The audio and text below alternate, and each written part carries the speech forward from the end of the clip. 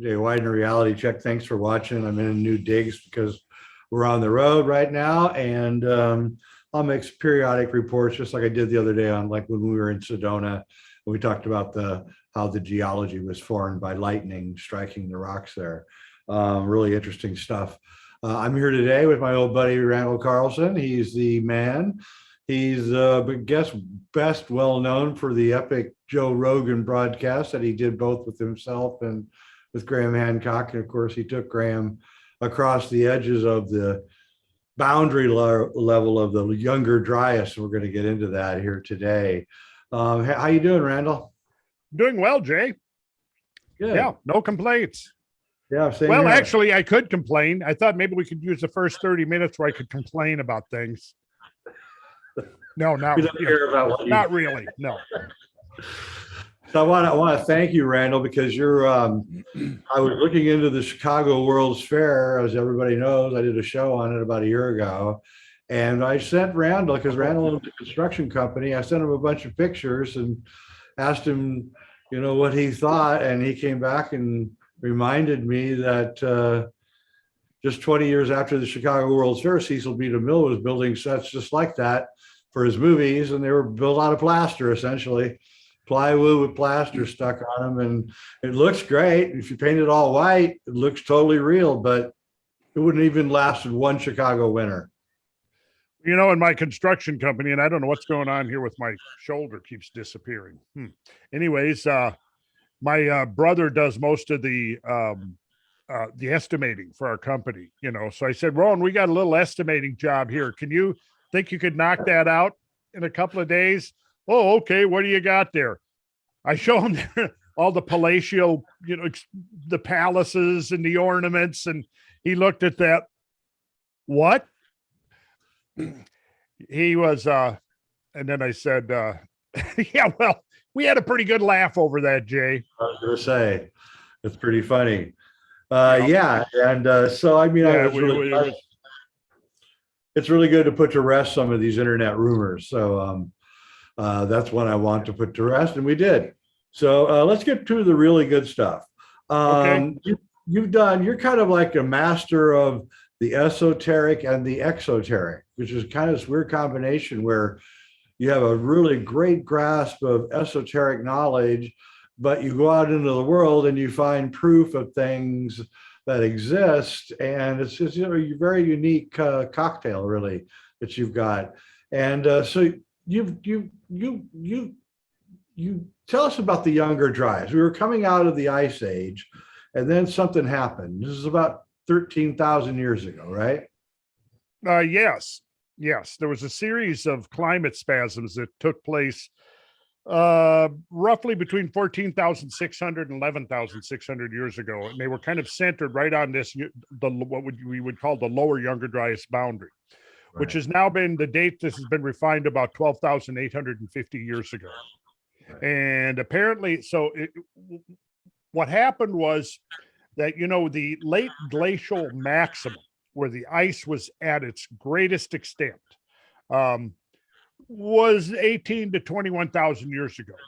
Right. And somewhere between about 15 and 18,000 years ago, the climate began to warm, relatively gentle, but began to warm. The ice sheets began to retract. Ocean levels began to rise from their late glacial maximum depressed state, which was over 400 feet lower than now. And there was a meltwater pulse that's been dated around 14,500 years ago, which it's still inexplicable. But it was a massive pulse of meltwater into the global oceans, caused what John Shaw, the geologist, the late Canadian geologist John Shaw, referred to as a catastrophic rise event. And this sea level rise, it was, wasn't 400 feet or anything, but it was a very significant rise of perhaps several dozen feet over a very short period of time. Then the warming sort of continued after this interruption of this accelerated event. And then, and it's probably at this point that the so-called ice-free corridor opened up between the two ice sheets.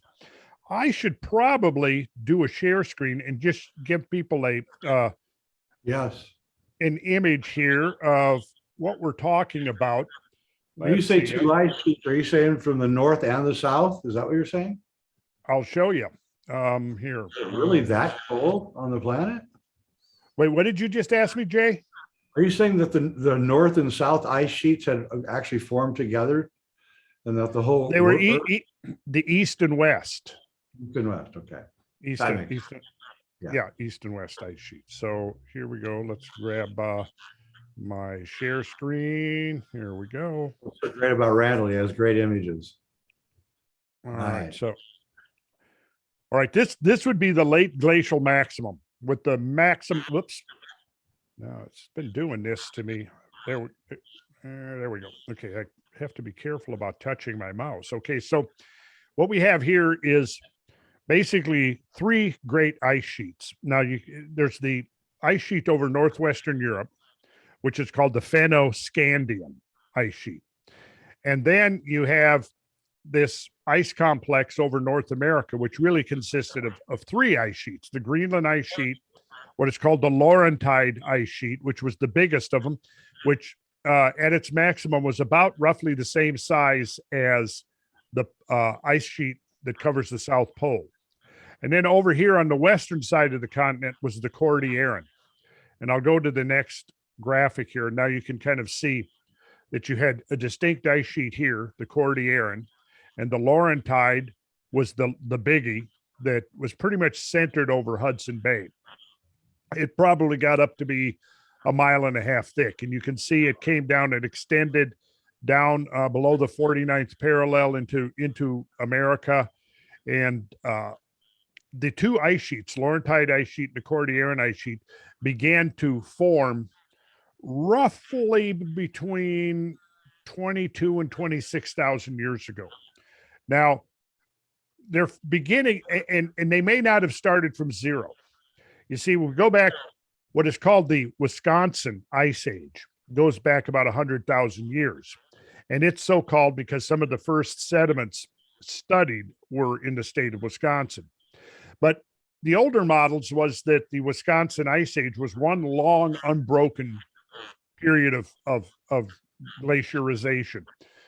It's a much more dynamic picture that's emerged in the last 20 or 30 years, which is that there were actually interludes where the ice may have almost disappeared completely and then came back again.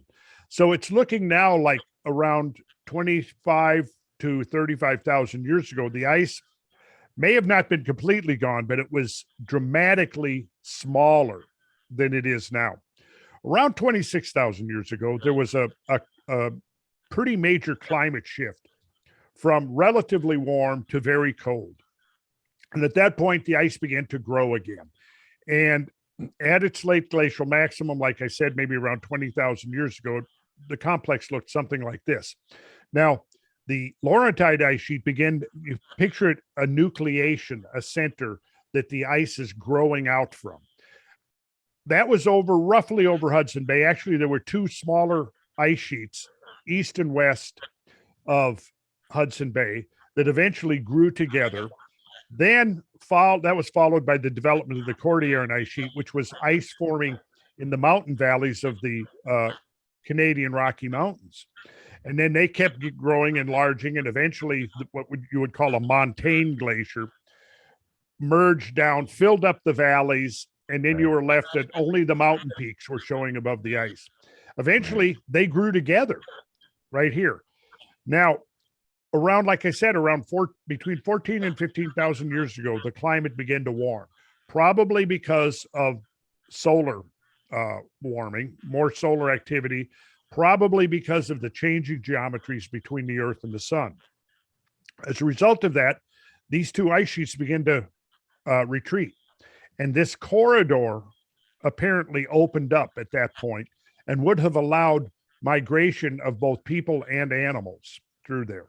And of course, at one time, this was believed to be the route by which migrants came across the Bering Land Bridge and managed to migrate to the unglaciated part of North America and down through Central America and eventually South America. all the way down to Tierra del Fuego. Okay, so now all of this is kind of the backdrop. At around 12,000, not between 12,800, 12,900 years ago, there was a sudden climate spasm where the climate jerked back into the full glacial cold as it had been thousands of years earlier during the late glacial maximum. That is what's known as the lower Younger Dryas boundary. Now, the boundary, the Younger Dryas, is named after a polar wildflower called Dryas octopetala. And during the late glacial maximum, Dryas octopetala was growing in non-glaciated Europe, when it was much colder. When the warming came on that I was talking about, Dryas octopetala disappeared, right? Well, the reason, so there was actually an older Dryas period, and then that was followed by this warming. It was called the Balling-Alarod warming. And then that warming was followed by the Younger Dryas, because the Younger Dryas, suddenly Dryas octopetala, this polar wildflower, returned to unglaciated Europe. And so that's where the name comes from. Octopetala tells you that the flower had 8 petals, right? So anyways, that's where the name older Dryas, Younger Dryas comes from. It's the polar wildflower that was there. It disappeared during the warming, and then at the Younger Dryas boundary, it came right back again. And so for the next roughly 1,300 years, the planet was back in the grip of this really cold period. And then at the end of that episode, at around 11,600 years ago, there was another spike of warming that pretty much jerked the planet out of the ice age once and for all. And that's dated, like I said, about 11,600 years ago. And that is considered now the boundary. You know, in geology, you have eons, you have periods, you have epochs, and we are now in the Cenozoic period, which means the period of recent life. And the Cenozoic period is divided into a series of epochs. Now, around 2.5 million years ago, the climate shift went through the planetary climate went through a major shift. Do we know why? Do we know why? No. I have a suspicion, though, it may have resulted from a series of hypervelocity impacts that caused a climate shift. But at this point, we don't really know why. At least unless there's been something that's come out in the last year or two that I haven't seen, which is possible. But around 2.6 million years ago, right? 2.5 million years ago, right in there, the climate shifted from the relative warmth of the Pliocene epoch into the Pleistocene. And the main thing that is characteristic of the Pleistocene, Jay, is the fact that that's when this cycle began, this oscillating cycle between glacial and interglacial ages. That seems to be the defining factor for the Pleistocene. Yep. So now the Pleistocene epoch gave way to the Holocene epoch, roughly, like I said, it's usually been dated between 11 and 12,000 years ago. It has now been refined right to 11,600 years ago. So the upper boundary, and it's called upper because if you're looking at the stratigraphic column, you know, the more recent sediments are going to be higher than the older ones as a rule. So we say the upper Younger Dryas boundary and the lower Younger Dryas boundary. So the upper one, which is the most recent one, is now placed at 11,600 years ago. And that marks that upper Younger Dryas boundary is associated with a huge meltwater pulse into the primarily into the Atlantic Ocean, but also into the Arctic Ocean. And it marks, like I said, the end of the Younger Dryas, and it's now the definition of the transition from Pleistocene to Holocene, right? So that date is interesting for a number of reasons, but one of the reasons I always found that date really interesting was having read Plato's dialogues, you know, decades ago. I was aware of the fact that Plato placed the destruction of Atlantis at 9,000 years prior to Solon's journey to Egypt, where he heard the story from the elderly Egyptian priests. Sauntius and presumably was his name. And if you go 9,000 years before, 2,600 years gives us the date of his journey to Egypt. So add 9,000 to that, and you're looking at Plato giving a date of 11,600 years ago for the destruction of Atlantis due to a subsidence. The island of Atlantis subsided under the waves, right? Curiously, coincidentally, at the same time, there's a massive meltwater pulse into the ocean. And when I saw the due dating, between 10 and 20 years ago for this event, I go, well, that's Plato's date. Plato gave us that date 2,300 years ago. Yep. And there it is. Coincidence? I got to let my dog through here. Come on. Come on, dog. Come on, dog. That's right. Okay, so dog is gone. Yep. So Atlantis was probably destroyed in this event. And do you think like survivors of Atlantis somehow managed maybe to bring some of the knowledge somewhere else? Or well, let me put it this way: if now I'm not saying that I fully endorse the acceptance of Atlantis until the day we extract, we find artifacts on the ocean bottom or remnants of some kind of infrastructure. I'm not willing to say that I've invested in belief in Atlantis. Okay. Where I do come from, though, is that having read through Plato's pretty detailed and very specific accounts, and looking at that through the lens of geology and geography, astronomy, oceanography, most of what he's saying pretty much adds up. Right. There's nothing really, a lot of the critics of the whole Atlantis thing are just because of the fact that the whole Atlantis story, in my mind, has been pretty much hijacked to serve some really new age agendas. And, there's a lot of stuff projected into it that Plato never even talked about. So as a matter of fact, because you brought it up, I will mention that on January 27th, I've decided, because there's a lot of questions and I constantly am asked now about Atlantis. So I'm doing a 2-part live stream. It's going to be first part 3 hours. It's going to be on January 27th. It's going to be a live stream. And I'm going to take a deep dive. What I'll do is I'll basically go into Plato's accounts, and we'll go look at his detailed explanations and descriptions.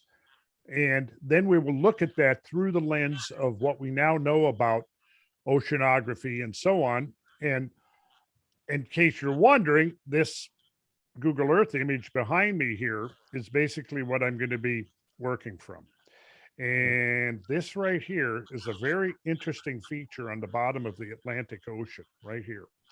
And so we're going to take a look at that. Over here, let's see. I know how hard that is. What? I know how hard that is, what you're trying to do. Yeah.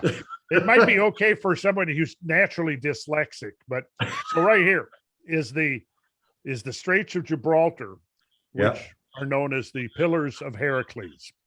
Right. So we won't, because I'm going to be doing this live stream, I'm not going to be getting into that too much in detail tonight. Other than that, I think it's going to be a pretty good summary of where we're at and whether or not there is credibility to the Atlantis account. And my take is that actually there is, because Plato's account, the specific details he gives, there's nothing in there that's really inconsistent with what we now know about geology and oceanography and so on.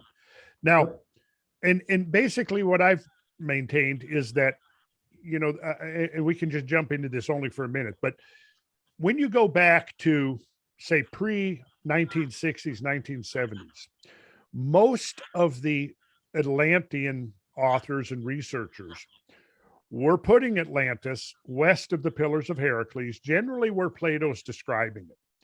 The favored position for it, the favored location was the Azores, which the Azores Islands are right here, right? Yep. Okay, so the Azores Islands are right there. And what happened is in the 1970s, a group of geologists decided they were going to take a look at the whole Atlantis story. And I'll be getting into this in the live stream. So I'm not going to elaborate too much on this other than to say that geology was inconsistent, that we knew from geology that there could have never been a sunken landmass of any sizable extent in the Atlantic Ocean. Now, of course, when this was done in the 1970s, we were just in our infancy of mapping the ocean floor.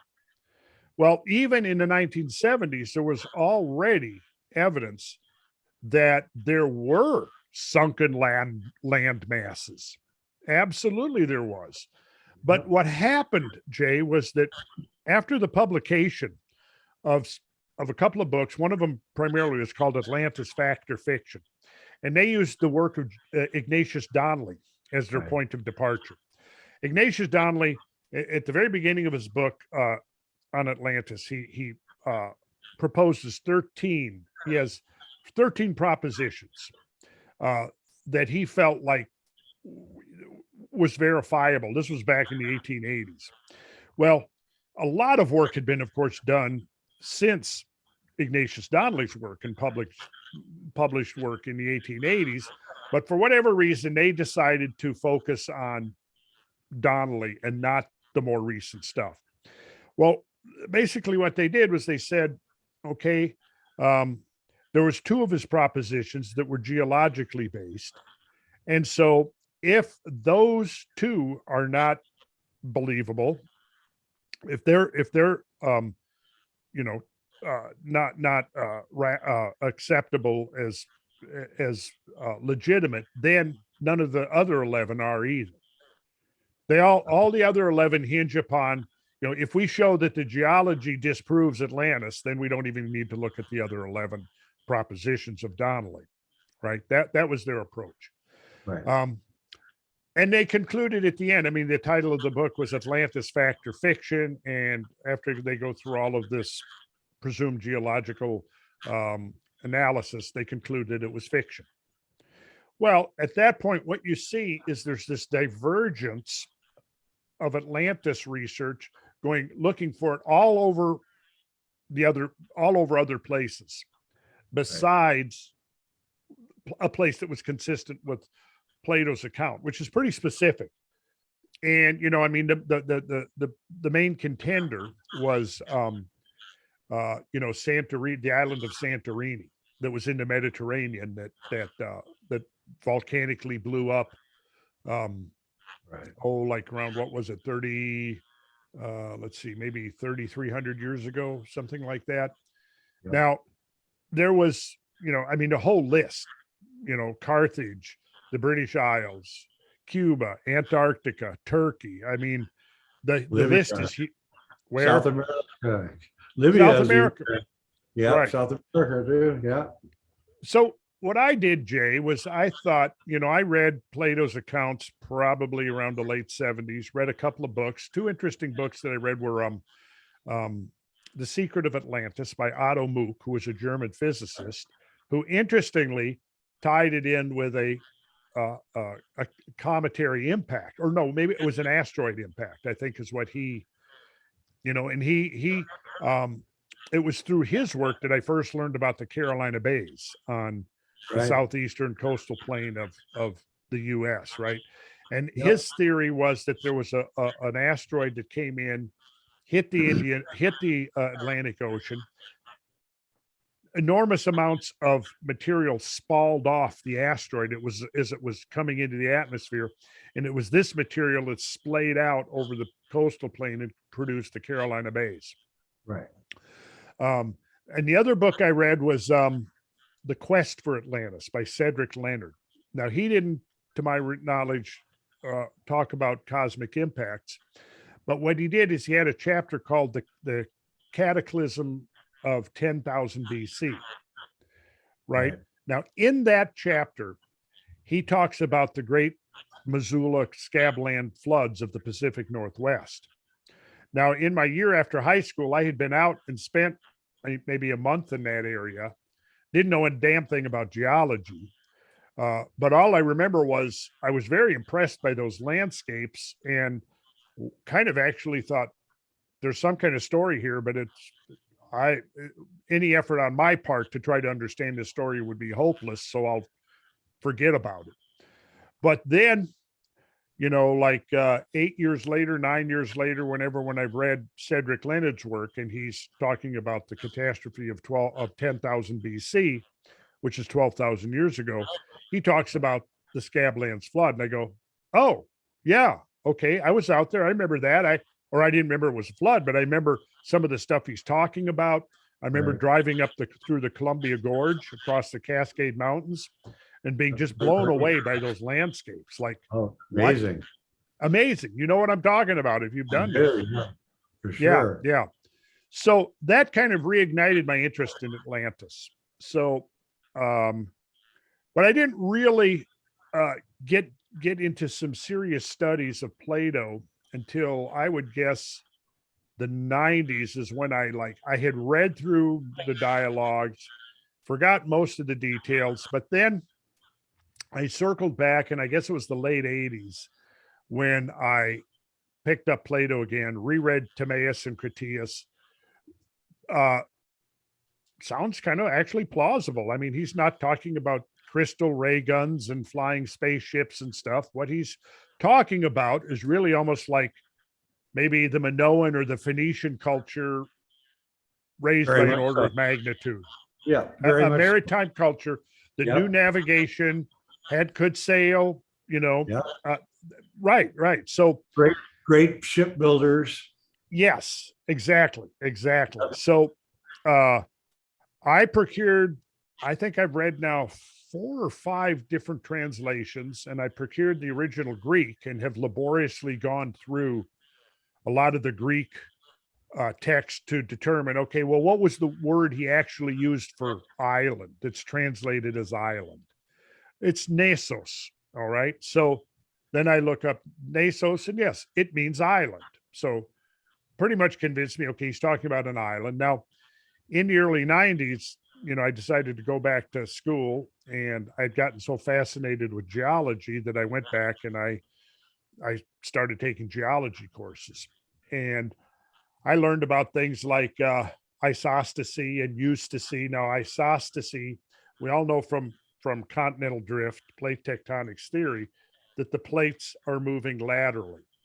In fact, there's a spreading center right, you can see this crack. Yep, right down through the Atlantis. Yep. Yeah, right there. I think maybe my cursor works better. So that's the mid-Atlantic ridge, and that's a spreading center, right? So you've got spreading, and I think that's a pretty legitimate theory. The radio, the dating of the lavas as they come out and crystallize can be magnetically dated, and it's showing that the youngest lavas are contiguous with the mid-Atlantic ridge, and then they get older as you move out. The idea of the plates colliding, causing a buckling, which raises up the mountains, causes overthrust faulting, etc. So, but the other movement is the isostatic movement, which is vertical movements. And I think this is the key to understanding Atlantis, because if we go back and we look at those images I just showed you of the great ice sheets, well, if you've got 1.5 miles or possibly even 2 miles thick of ice, it creates tremendous amounts of weight and literally crushes the continental plates down, perhaps over North America as much as a couple of 1,000 feet. Yep. Right? Absolutely. Now, when that ice melts away, all that weight is released and you start getting isostatic rebound. You got it, Jay. That's exactly it. Yeah. Well, the counterpart of that is all of that Laurentide ice sheet ice, all of the Fennoscandian ice is ultimately headed into the Atlantic Ocean. Right? Now, the Cordilleran ice sheet, when it melts, it's headed into the Pacific. But about 85% anyway of the great ice mass, when it melts, is going into the North Atlantic. Okay, so now where the ice sheets were, it's rising. Water, all that weight is pouring in. And right here is one of the thinnest crustal locations on Earth. And our transform faults, which I interpret as almost stretch lines. And I think we've got this process, right? This is your ISIS, that mid-Atlantic ridge is like a hinge line almost. Now I'm actually elaborating more than I should here because this is the subject. Yeah, this is going to be for the live stream. But yeah, I've got, yeah, so it's going to be 6 hours in 2 parts. Wow. And this is kind of, yeah. Looking forward to that. Yeah, good. Yeah, and I think you're going to find it interesting. And what I'm hoping to do is to bring this whole Atlantis subject up to date, essentially, and look at Plato's. I'm calling it Plato's Atlantis back to the source, because take the new age out of it. Basically, get the new age out of it, and at the end of the thing, I'm not going to say, "Oh, we've discovered Atlantis." No, what I'm going to say is, I think I am describing a location for Atlantis that out of all the potential locations that have been discussed in the last 20 or 30 or 40 years, this is the most consistent with what Plato is actually describing.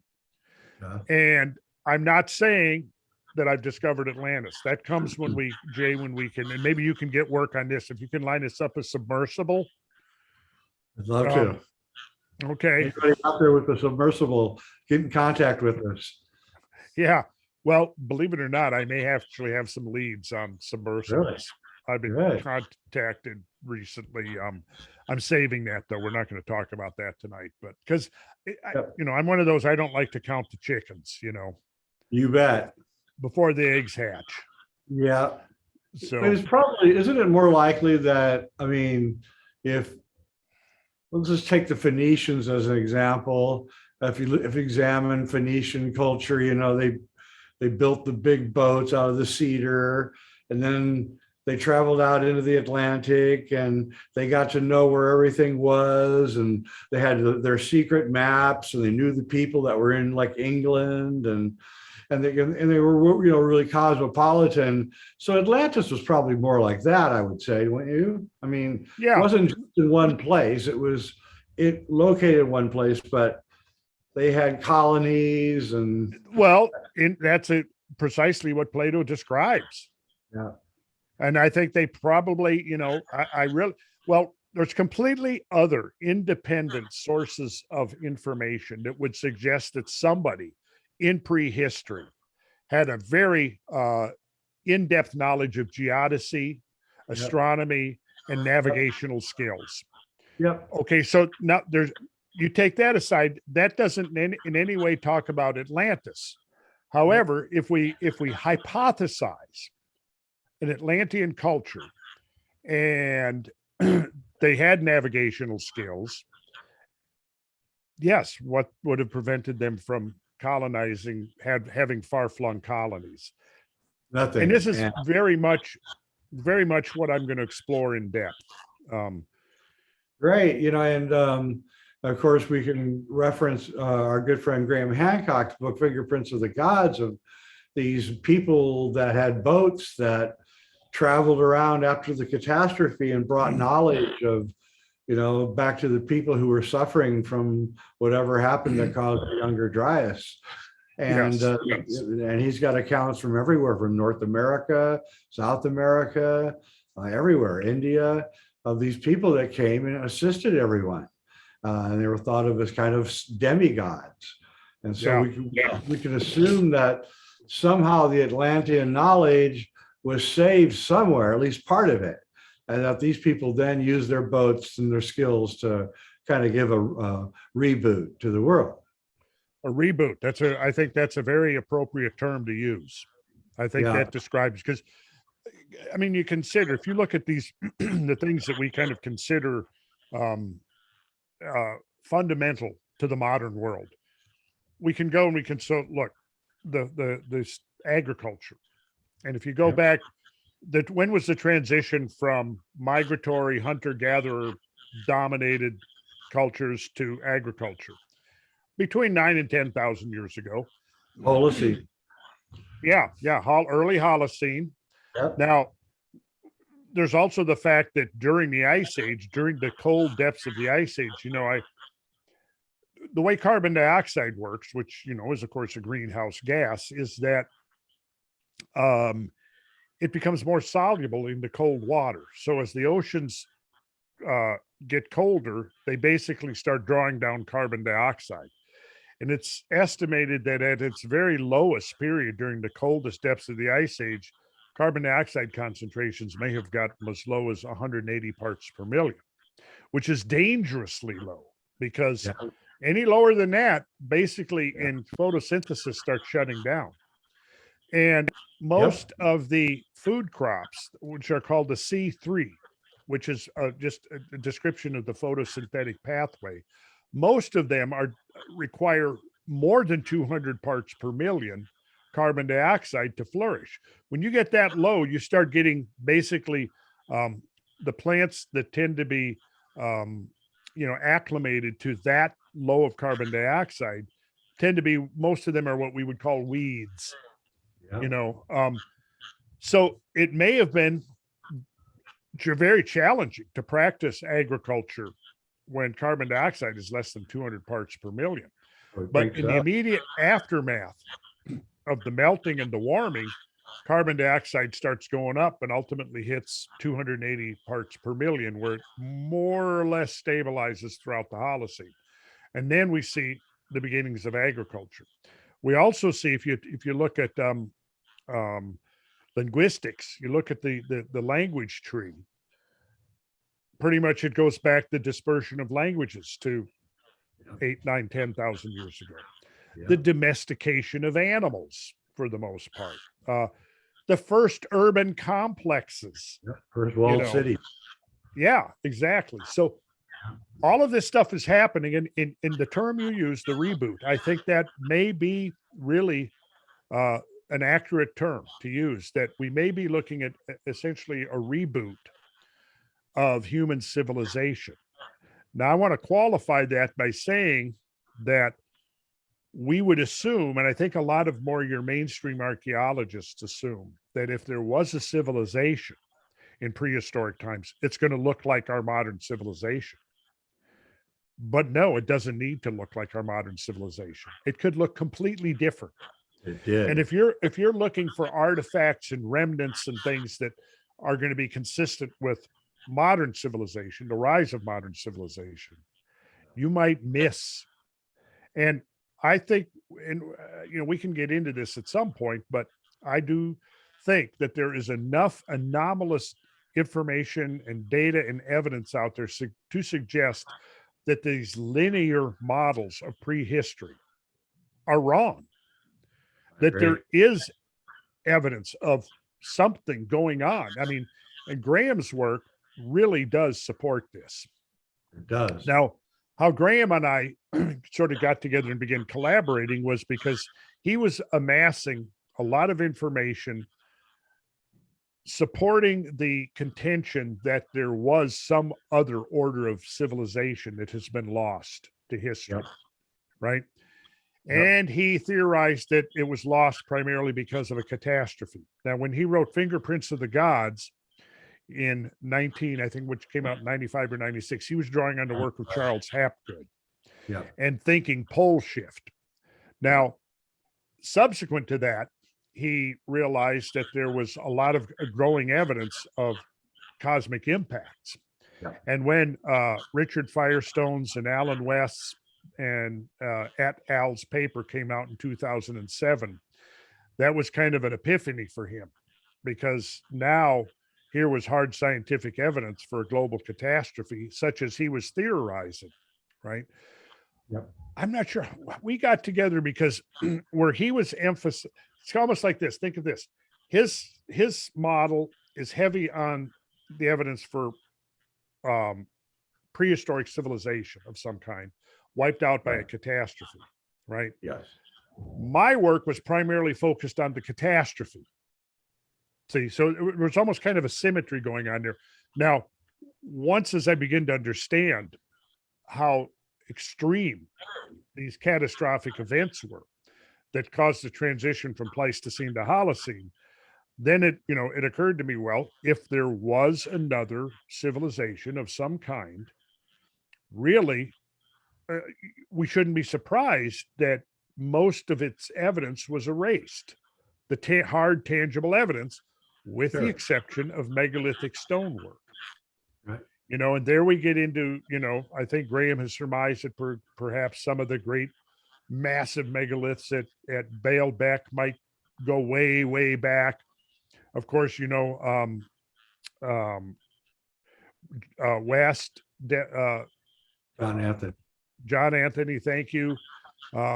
He was picking up on the work of Schwaller de Lubitsch, which, pointed to the Sphinx being much, much older, which I think, in spite of the fact that the mainstream archaeologists are doing their damnedest to get around the geology, I think the geology is pretty consistent. And that would be something worth having a discussion on too, because, when I went to Egypt, I was specifically also looking at the evidence for erosional events. And it certainly does seem like, to me, the Sphinx bears the imprint of extreme water erosion. Yeah, I think Robert Schoch, he's to be commended on two counts: the erosion of the Sphinx, and then his wonderful work on the possibility that some kind of solar event ended the Younger Dryas. And two really important pieces of research, really change the game.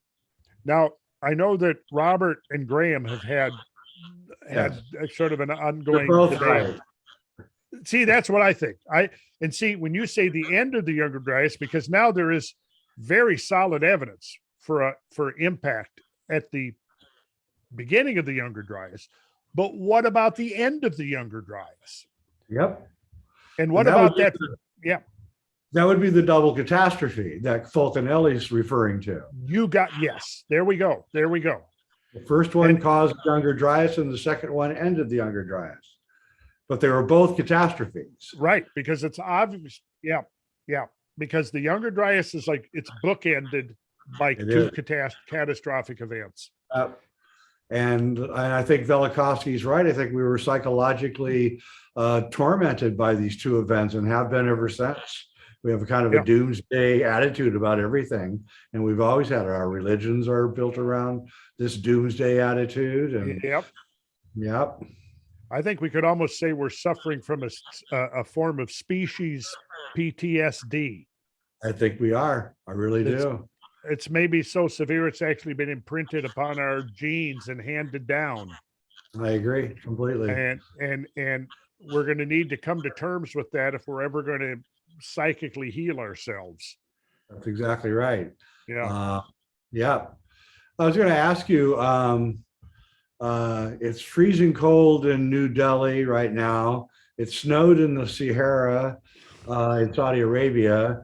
It snowed in the Sahara in Egypt last week.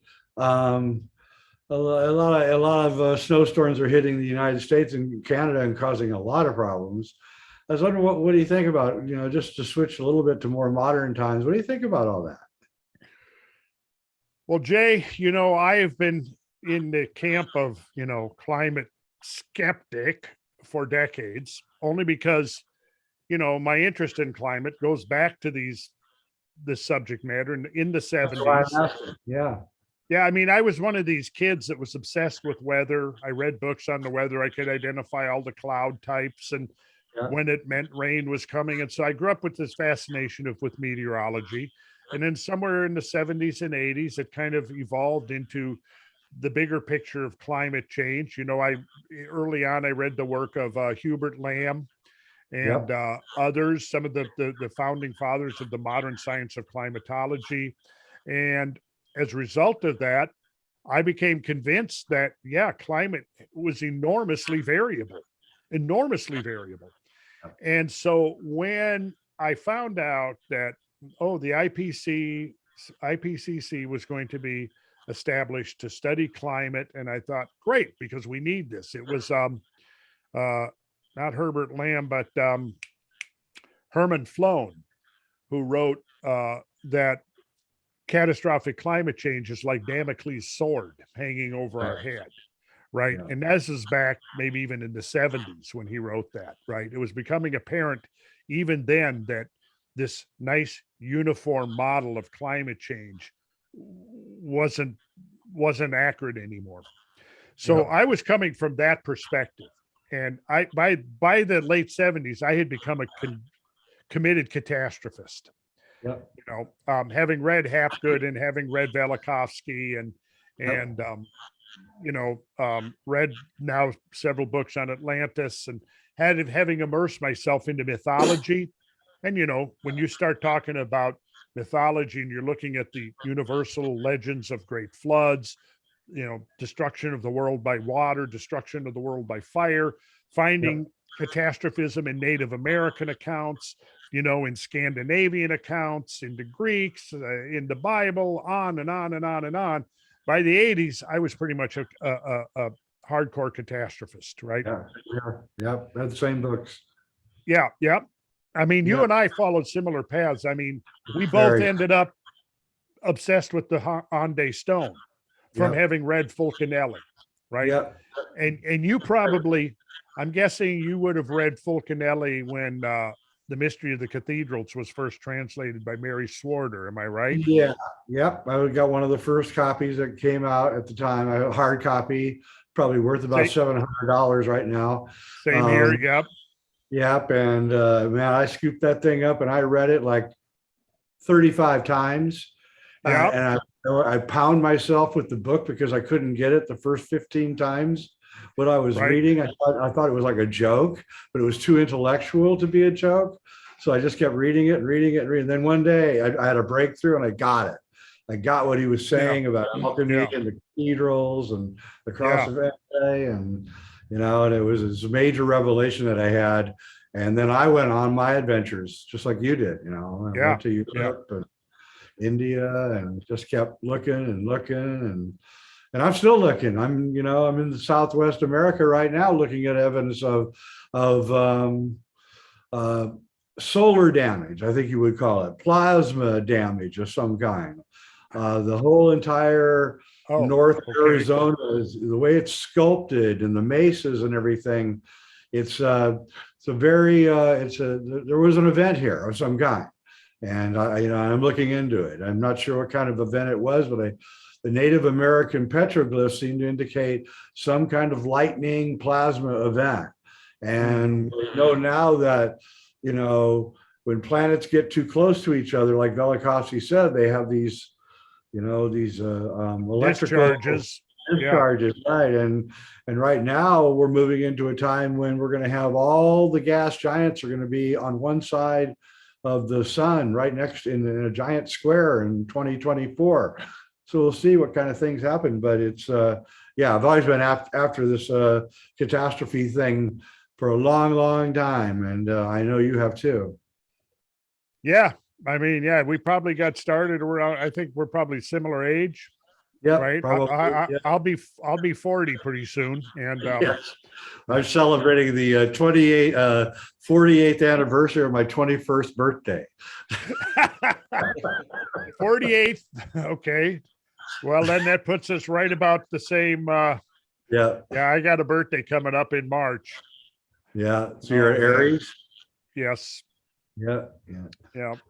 So you think that do you think things, aren't we overdue for the cold? That's what I'm asking.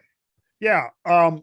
Well, that's a good question. And I sure hope not. But, I think it's probably more likely than we're going to be seeing warming. I mean, look, the global warming crowd has been predicting things for going on 30 years now, and they've been wrong almost every time about everything. I mean, when did Al Gore say we were going to be out? No more snow. Was it like 2013? When was it? 2013. Yep. 15. That was the year I seem to remember. 2015. No more snow. And do you think it's possible that we're going into a colder period as opposed to what the climate people have been telling us, that we're going into a warmer period? I think that's very likely. And one reason is that and this is going to get kind of technical, so we won't really get into it really too much. And I will be posting some writing and some videos on this where I kind of break it down. But Right. carbon dioxide's heat capturing ability is mostly concentrated in its first 50 or 100 parts per million.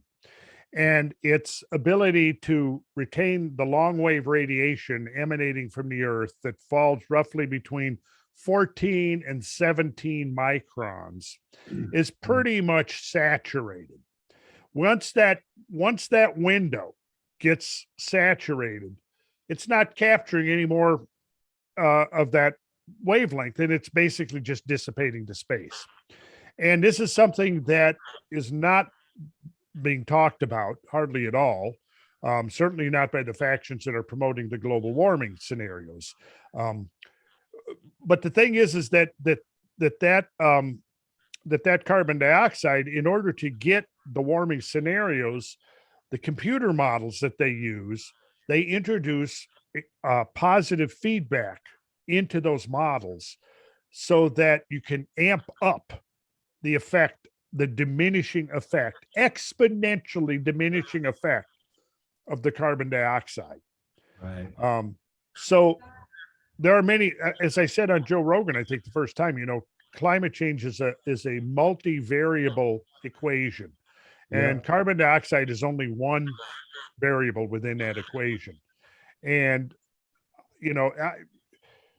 we can look at, one of the things I'd like to look at is the history of climate. Like right now, I'm been studying the what's called the climatic optimum, or the hypsothermal, which was a roughly 3,000 to 4,000 year period in the immediate aftermath of the ice age, right? Well, I'm looking at some studies right now. In fact, I got right on my computer. I've been reading these studies in the last few days, showing that sea levels were 4 to 6 feet higher during the early Holocene than they are now. There are studies suggesting sea levels were higher during the medieval warm period. The medieval warm period was the period of the great cathedral building enterprise, which could only take place when you had surplus food. Because if you go back to the so-called dark ages between the early 500s and say the mid 900s, there was a lot of cold weather. And one of the things that the cold weather does is it causes agricultural failures. You have a failure of agriculture, people don't get enough to eat, then you have famine. And famine leads to weakened immune systems. You have weakened immune systems, and you have opportunistic diseases. So you look at the Justinian plague of 542 AD, came on the heels of 6 years of unprecedented cold, right? And repeated crop failures. And then you had a true pandemic that wiped out at least a third the population of Europe, and probably much more than that. A real pandemic. And then you look at the bubonic plague, which I think was around 1340, and this came after a declining climate. And I've written about this, and I will be posting a lot of this stuff that I've written on my website in the next month or so. Anyways, what happened was you had the Great Cathedral Building Enterprise that really was launched around 1130 AD in the aftermath of the Templars' return from Jerusalem, right? That's a whole nother very fascinating dimension of history, as you're well aware. And I'm sure you're as fascinated by it as I am. And the connections between all that, what was going on, and the rise of alchemy, Fulcanelli in that tradition, all of those strands that have come together. But you had this enterprise that was enabled by the global warmth that was prevailing for several centuries. And so you had, maybe a century of warmth that allowed Europe to build up this resource base, plenty of food for people to eat. During that period of warmth, you see population increasing, you see lifespan increasing, you actually see human stature increasing in size. you see infant mortality decreasing, right? So after a century or so of this, this we'll call it, this prolific period of and successful agriculture and all this, you now had potential ability to support armies of craftsmen who are, the stone cutters, the stained glass glaziers, the sculptors, the carpenters who had to erect all of the incredible formwork, the engineers, the astronomers, all of those people working on these, 80 great monuments on the scale of Chartres and Amiens and Reims and Notre Dame and Leon, 500 lesser monuments. All of these are just bursting out all over Europe, right? You had armies of hundreds of thousands of craftspeople working on those. They all had to be supported, right? Wouldn't you see this whole amazing cathedral building enterprise come to an end is when the warm period ends, the cold comes back between early 1300s and 1340. The cold came back. You had a succession of agriculture failures. People got hungry, they got weak, and then the bubonic plague hit, and that pretty much pulled the plug on the whole thing right there. A lot of these streams of esoteric knowledge went underground for a while, just as they had done earlier. But yet, people can believe this whole phenomena that we're in some unprecedented state of climate change right now, only if they're ignorant of paleoclimatology, the history of climate change on Earth. Right now, as the mountain glaciers are receding in the Alps, in Scandinavia, in the Himalayas, what are they revealing? The glaciers are retreating back, and they're showing the remains of forests that had been overrun by the ice. They're showing human artifacts. There's a mountain pass between the Italian Alps and the Swiss Alps that has opened up within the last couple of decades, right? It's strewn with human artifacts because it was a pass between the two regions. And there's tools, there's implements, there's clothes, there's all kinds of stuff in there that showed that people were migrating in both directions through this mountain pass, which in modern times has been completely swallowed up in ice. And then, of course, once it's swallowed up in ice, it's barricaded from passage. So what this is showing is that, the glacier recession we're witnessing right now is not unprecedented. I've been recently doing research into hurricanes and tornadoes, and they're not unprecedented. Inclement weather, extreme weather is the frequency. Wildfires, if we start looking at some of these incredible wildfires of the 19th century and early 20th, the big burn in Idaho, 1910, in 2 days, 3 million acres.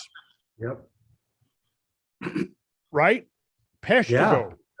Absolutely. I mean, it's been going on forever. I mean, and it's the alarmists do worry me. They're always we do have real catastrophes that we have to worry about. Absolutely. Wearing us down with these fake stories that are making everybody terrified. When I was in 2005, I did a quick film where I questioned people on the street about what they thought the world would be like in 2020. And I had all these kids, this is a long time ago now, 16 years ago.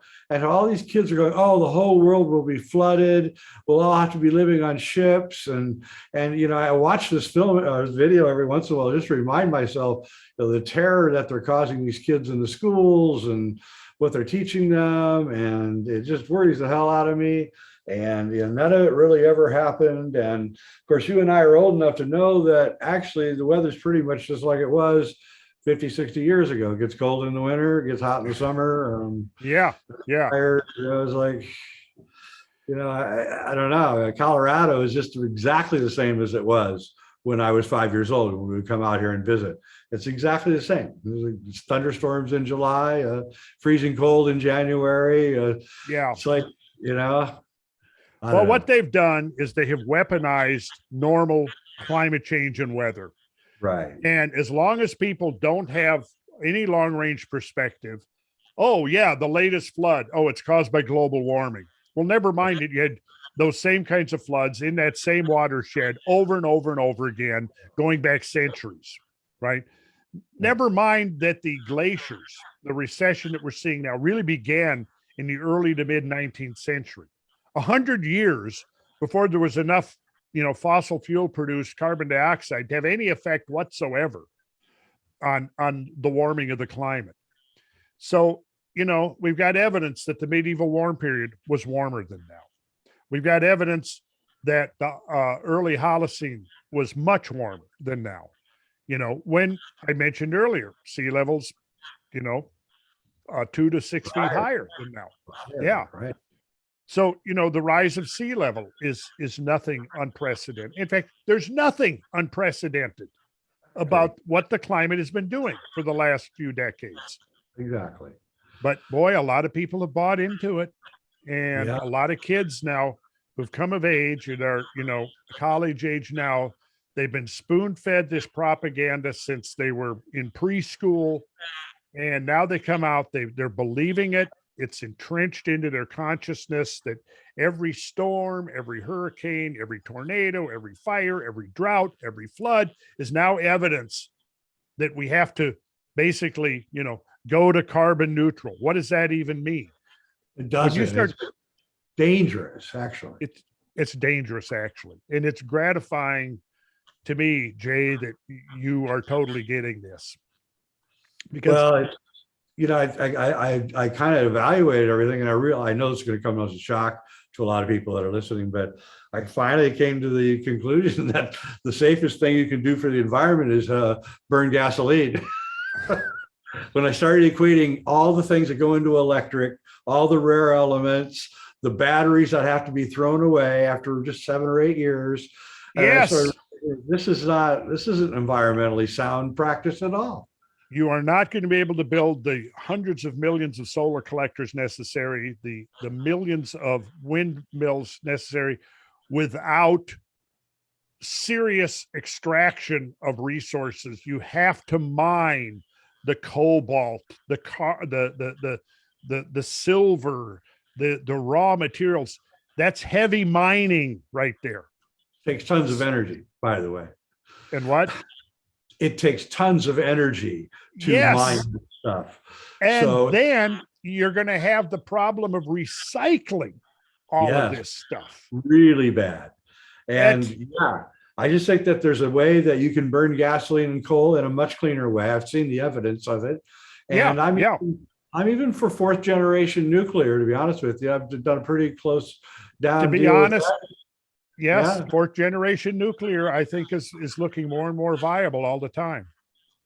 And we got a lot of really big problems. And we have this very puerile, immature view of the reality that we're living in. Our leaders have the same view. I mean, I hear some of the things my president's saying, and I'm like, whoa, is he not getting it?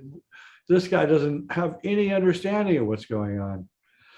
No. Hey, listen, Randall, I wanted to spend an hour with you, and we did that. And I'd like to get you back and talk about some of these other things. I want to get you back and talk about esotericism. I think. Oh, love to, man. Love to. People don't realize how much you actually know, because everybody wants to talk about the younger Dryas and all that. But you're a dynamo when it comes to esotericism, and I would put you in the top 2% of the people I know that are, really know their stuff. And that's what I want to get you back on again and talk about.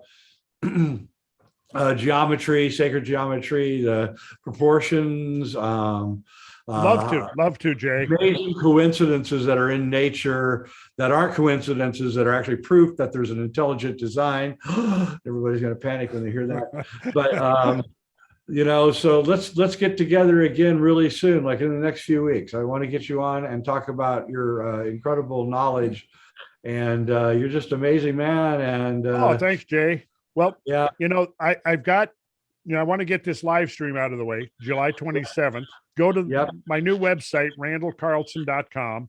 I'm also partnering with howtube.com, which I want you to check that out, Jay, because there may be a place for you there.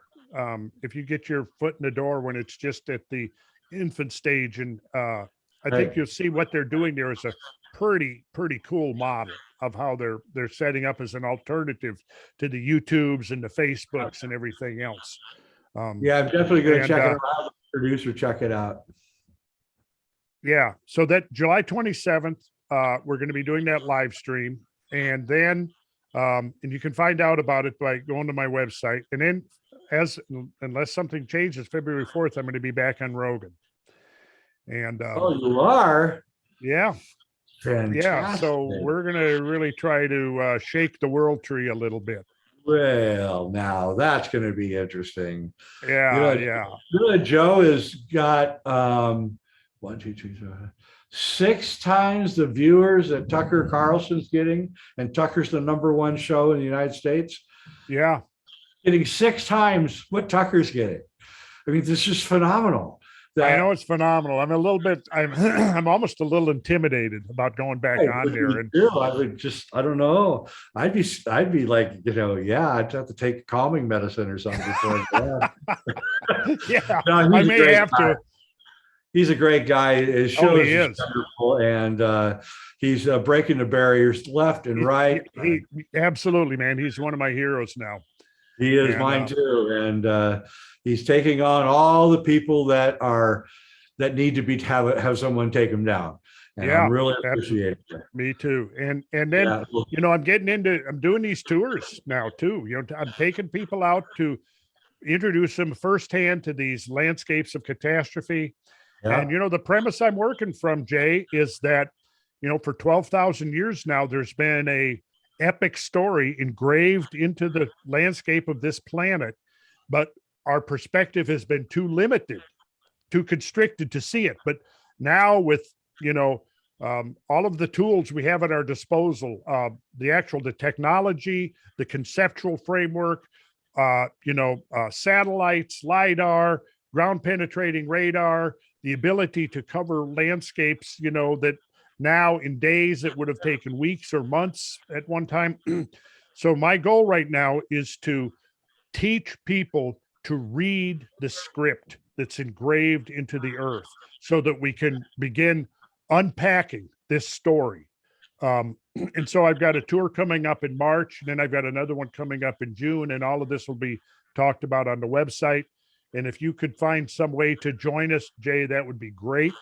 I will check it out. I would love to be out in the field with you, man. I think that would be an adventure. I agree. It'd be great fun. And I'm kind of doing that same thing here in the American Southwest. I'm kind of exploring what really happened here to cause this bizarre landscape. And, I will have a report for you soon. I'm learning a lot. Quick question. Where are you located? Well, I live in Southern Colorado, the San Luis Valley, and a little town. And I make forays out to like the Grand Mesa in Colorado and northern Arizona, because I really want to get to understand what caused this landscape to be so bizarre.